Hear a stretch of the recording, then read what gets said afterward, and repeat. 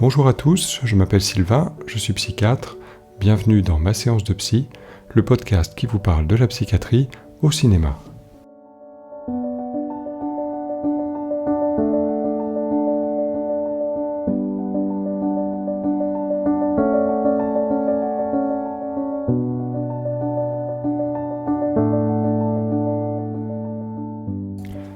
Et aujourd'hui, pour ce premier épisode, nous allons nous pencher sur la schizophrénie avec le film Un homme d'exception, titre original A Beautiful Mind. C'est un film de Ron Howard, sorti en 2002, avec au casting Russell Crowe, Jennifer Connelly, Ed Harris et Paul Bettany. Ce film est adapté du roman A Beautiful Mind de la journaliste Sylvia Nazar et retrace l'histoire vraie de John Nash, mathématicien de Princeton, célèbre pour avoir obtenu en 1994 le prix Nobel d'économie et qui souffrait d'une maladie chronique, la schizophrénie.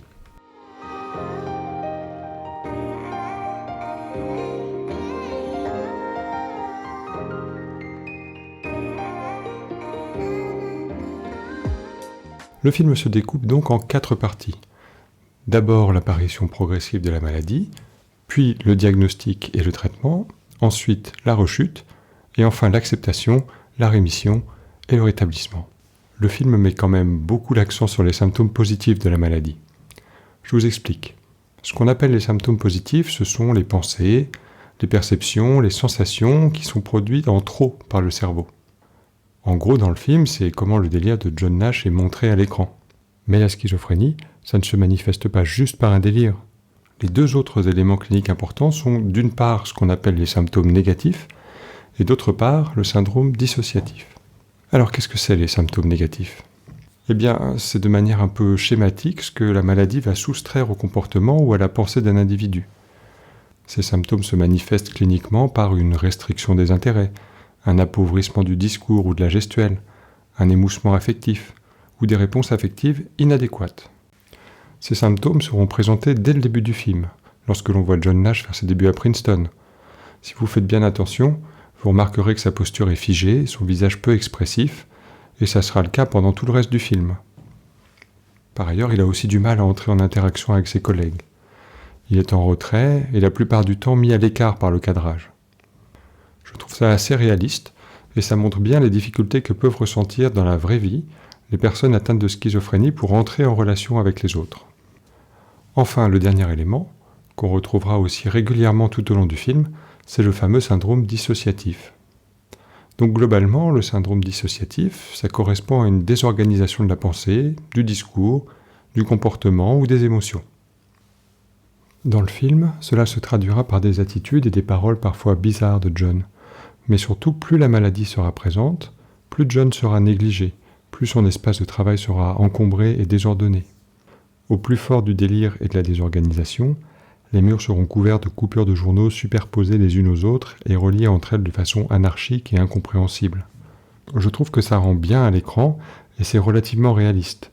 Mais il faut savoir que ce qui gêne en vrai beaucoup les patients, ce sont des difficultés parfois sévères à garder la continuité d'une idée, suivre un raisonnement ou tout simplement à rester attentif plusieurs minutes. Ça, les patients s'en plaignent souvent.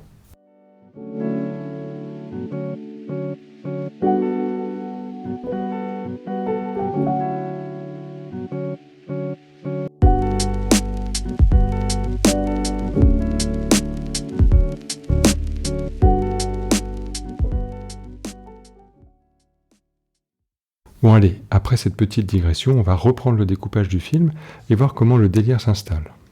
Déjà, c'est important de savoir que les personnes souffrant de schizophrénie ne présentent quasiment jamais d'hallucinations visuelles.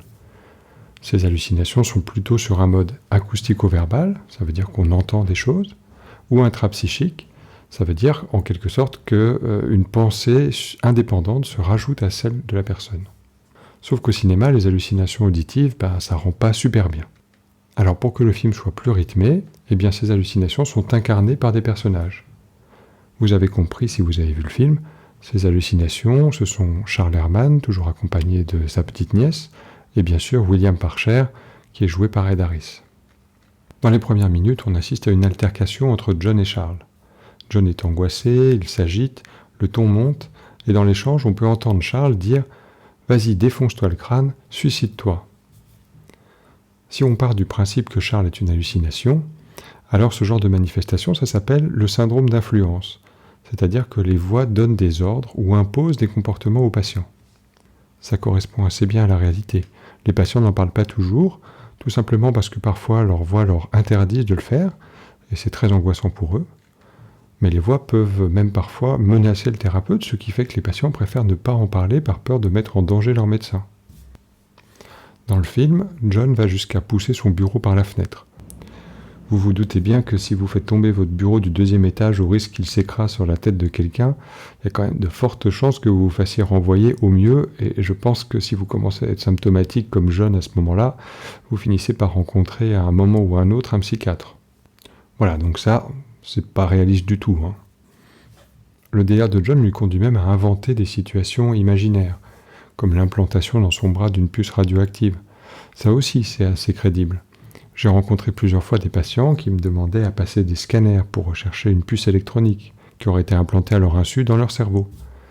Ça s'appelle du rationalisme morbide, et ça veut dire que la personne va chercher une raison valable qui justifierait le délire. Par exemple, j'ai une puce dans le cerveau, donc c'est normal que la CIA communique par télépathie avec moi. Plus tard dans le film, John sera à une réception et il va expérimenter ce qu'on appelle une interprétation délirante. Il va observer le comportement de certains individus présents dans la soirée, et la maladie va le conduire à analyser de façon erronée l'attitude de ces personnes, afin que tout ça aille dans le sens de son délire de persécution. Des gens qui se trouvent donc par hasard à la réception vont se retrouver affublés d'un rôle d'espion et représenter pour John une potentielle menace. Ça, c'est tout à fait cohérent avec la réalité. Les patients peuvent tout à fait vivre la même chose, pas forcément en mode espionnage, mais ils peuvent faire des interprétations angoissantes à partir de gestes ou d'un regard.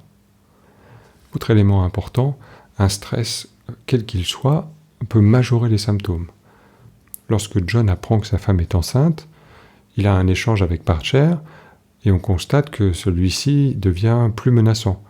Il laisse apparaître volontairement le revolver sous sa veste, on sent l'oppression par des plans de plus en plus serrés sur le visage de John. Cette situation décrit ce qu'on appelle le modèle vulnérabilité-stress, mais on y reviendra un peu plus tard. Ensuite, Nash va se faire hospitaliser. Bon, la façon dont il se fait emmener à l'hôpital n'est pas très conventionnelle.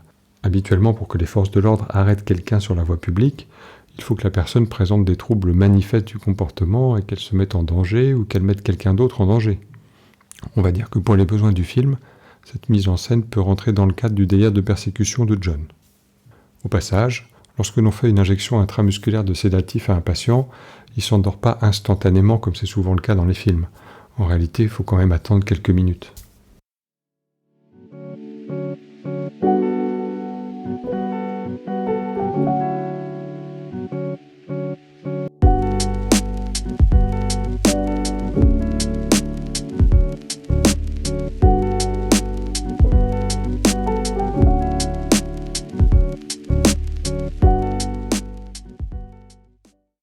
Parlons maintenant du traitement que Nash va recevoir pendant son hospitalisation.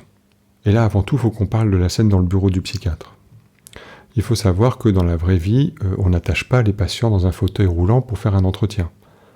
La contention en psychiatrie, ça doit rester une mesure exceptionnelle, provisoire, réservée à des situations de crise aiguë où le patient est agité et risque de se blesser ou blesser quelqu'un. La contention se fait dans une pièce totalement sécurisée pour le patient, avec une sédation et une surveillance clinique rapprochée et constante. Voilà, ça c'était pour le petit point un peu incohérent. Pour ce qui est du traitement, alors les événements se passent au début des années 50. On est probablement au commencement de l'utilisation des neuroleptiques, mais bon, le film préfère nous montrer la convulsivothérapie. Bon, normalement les électrochocs existaient depuis 1938, mais là pour John Nash, les médecins utilisent une vieille technique qui consistait à injecter de l'insuline aux patients. L'insuline est un produit qui a pour fonction de faire baisser le taux de sucre dans le sang. À forte dose, elle entraîne une hypoglycémie, et cette hypoglycémie provoque l'apparition de convulsions. C'est donc en provoquant artificiellement une crise d'épilepsie qu'on soigne les patients. En pratique, aujourd'hui, la sismothérapie, ou autrement dit les électrochocs, sont toujours utilisés, mais ils sont réservés à des cas particuliers comme les mélancolies catatoniques, les dépressions sévères résistantes, ou encore dans des cas très particuliers de schizophrénie résistante. La sismothérapie se pratique en salle d'anesthésie, sous anesthésie générale, et pas sur un patient réveillé comme c'est souvent montré dans les films. Je pense là à vol au-dessus d'un nid de coucou par exemple. Au passage, le nombre de séances annoncées par le Dr Rosen est un peu exagéré. Si on compte bien, il annonce environ 50 séances. En réalité, ça tourne plutôt autour de 10 ou 12. Je voulais aussi revenir sur un symptôme important de la schizophrénie. À un moment donné, John va recevoir la visite de sa femme à l'hôpital. À ce moment-là, il est calme, mais parle à voix basse. Il a l'air absolument convaincu qu'il est espionné et donne des consignes à sa femme comme si elle aussi était menacée. Il adhère totalement à ses idées délirantes. Ça s'appelle l'anosognosie. Ça veut dire que la personne atteinte de schizophrénie n'a pas conscience qu'elle est malade. C'est un élément capital pour le pronostic de la maladie. Le travail des soignants auprès des patients, c'est d'arriver à installer une relation de confiance, ça s'appelle l'alliance thérapeutique, pour l'amener à comprendre sa maladie et bien se soigner pour éviter le plus possible les rechutes. Et tiens, parlons-en de la rechute, puisque John va inévitablement arrêter de prendre ses médicaments. En effet, il a l'impression qu'il n'arrive plus à réfléchir de la même manière qu'avant, il se sent ralenti et ne se sent plus en capacité d'avoir des rapports intimes avec sa femme. Il faut savoir que la cause principale des rechutes symptomatiques chez les patients habituellement stabilisés, c'est l'arrêt du traitement médicamenteux. Dans le film, les hallucinations et la paranoïa reviennent brutalement et de façon assez violente. John reparle de son implant, imagine une substance injectable qui rend invisible. C'est ce qu'on appelle un délire imaginatif. Ça ne repose sur aucune observation concrète, c'est une invention de l'esprit. Le syndrome d'influence est présent, Parcher fait son retour, il menace John, il dénigre le psychiatre, il l'incite à faire du mal à sa femme. Bon là, dans le film, c'est mis en scène de façon dramatique, mais en réalité, oui, c'est vrai, lorsque les patients arrêtent leur traitement, les symptômes reviennent, parfois de manière très intense, avec aussi parfois des troubles du comportement qui peuvent entraîner une hospitalisation. John, lui, ne va pas être hospitalisé, bien qu'il se pose la question à un moment donné. Le sujet de l'hospitalisation sans consentement est rapidement évoqué lorsqu'Alicia dit que le psychiatre lui a donné un papier à remplir au cas où John refuserait de reprendre les soins.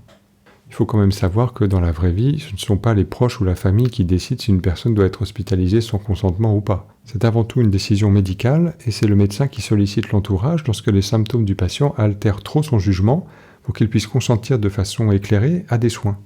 Bon, John, lui, il bénéficie d'une visite à domicile de son psychiatre. Allez, pourquoi pas, en plus l'entretien sonne assez juste, je trouve. Ce type d'entretien, c'est un temps important dans la relation entre le patient et son médecin. C'est vrai que les effets secondaires sont une cause fréquente d'arrêt du traitement médicamenteux, et le rôle du médecin, c'est d'écouter, de comprendre et de proposer des solutions médicamenteuses et thérapeutiques alternatives, tout en faisant passer le message à son patient que sans traitement, il n'y a pas de rémission possible et que la maladie va gagner du terrain. Donc oui, dans le film, ça se tient.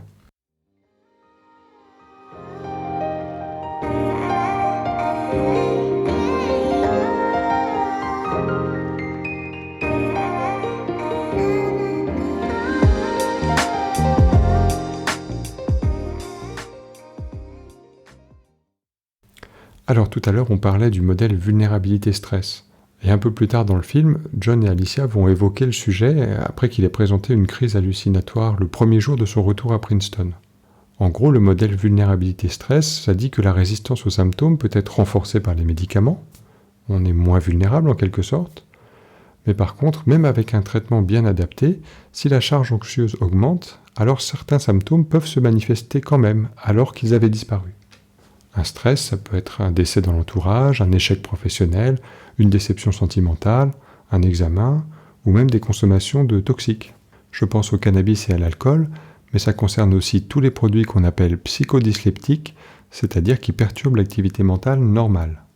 D'où la nécessité de lutter contre tous les facteurs de stress sur lesquels il est possible d'agir. Tout ça passe par la psychoéducation, c'est-à-dire écouter les patients et leurs familles, et leur donner les informations, et d'une façon plus générale, les moyens de mieux comprendre la maladie, et donc mieux se soigner. On arrive à la fin du film avec un beau message d'espoir qui est qu'on peut être épanoui sur le plan personnel, familial et professionnel, tout en étant atteint de schizophrénie. John Nash va en effet réussir à faire ce qu'on souhaiterait pour tous nos patients, c'est-à-dire comprendre sa pathologie, l'accepter comme quelque chose qui sera toujours là, mais que l'on peut contrôler. Donc vous aurez compris, à la fin du film, les hallucinations sont toujours là, mais elles font partie du décor et n'empiètent plus sur la volonté de John. En pratique, ça s'appelle la rémission, et c'est la première étape indispensable avant de s'engager dans un processus plus long qui s'appelle le rétablissement. En résumé, le rétablissement, ça passe par la réhabilitation psychosociale et ça a pour but de se donner des moyens d'atteindre les objectifs qu'on s'est fixés dans la vie en apprenant à contourner les obstacles de la maladie.